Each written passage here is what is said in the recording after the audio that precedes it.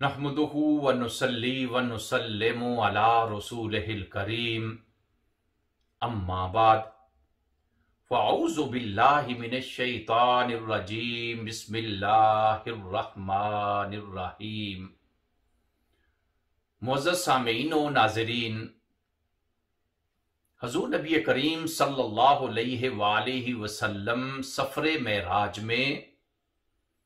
براق کے اوپر سوار تھے، اور براق کی رفتار کا عالم یہ ہے کہ جہاں انسان کی نگاہ پڑتی ہے اس کا قدم پڑتا ہے۔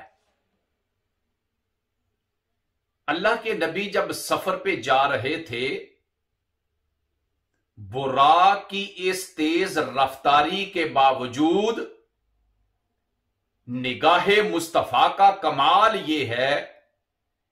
کہ اللہ کے پیارے نبی ارشاد فرماتے ہیں مررت علی موسیٰ لیلۃ اسری بی عند الکثیب الاحمر وہو قائم یصلی فی قبرہ، کہ جس رات میں مجھے معراج پہ لے جایا گیا تھا،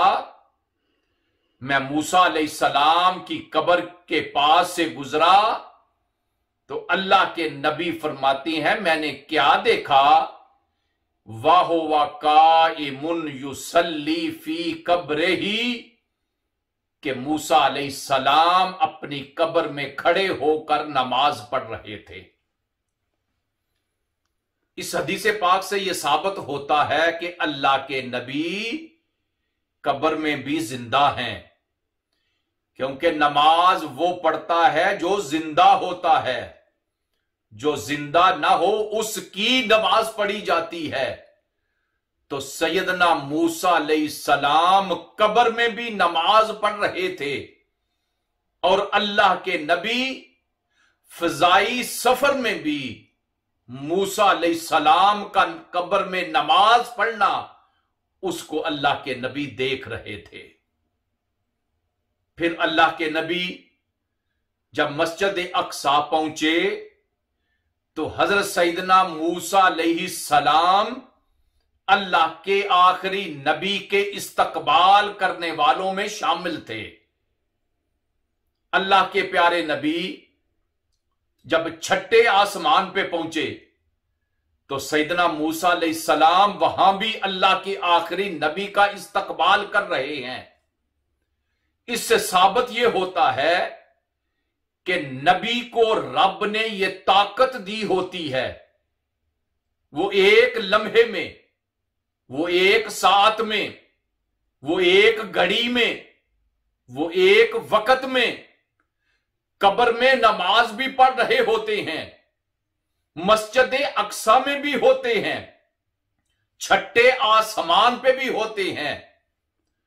تو سیدنا موسیٰ علیہ السلام جو ایک لمحے میں قبر میں بھی ہوں، جو مسجد اقصی میں بھی ہوں، جو چھٹے آسمان پہ بھی ہوں، ان کا یہ مقام اور مرتبہ ہے۔ تو وہ نبی جس نبی کے صدقے موسیٰ علیہ السلام کو نبوت ملی تھی، جس نبی کے صدقے موسیٰ علیہ السلام کو رسالت ملی تھی، اس نبی کا مقام اور مرتبہ کیا ہوگا؟ اس لیے ہم کہتے ہیں کہ جب ایک عاشق زار کہیں ایک نکر میں بیٹھ کے بھی اللہ کے آخری نبی کو یاد کرتا ہے،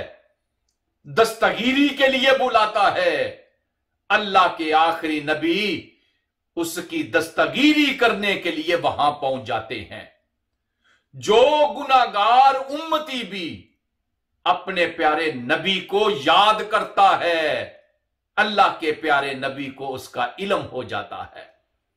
تو اللہ کے پیارے نبی فرماتے ہیں میں موسیٰ کی قبر کے پاس سے گزرا، وہ کھڑے ہو کر قبر میں نماز پڑھ رہے تھے۔ پتہ یہ چلا نماز وہ عبادت ہے جو انبیاء دنیا سے جانے کے بعد بھی قبر میں پڑھتے ہیں، کیونکہ نماز جب انسان پڑھتا ہے وہ رب کے قریب ہوتا ہے،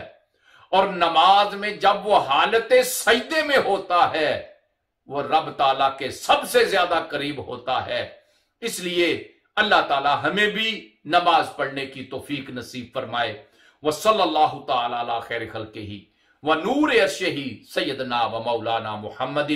وعلی آلہ و اصحابہ اجمعین۔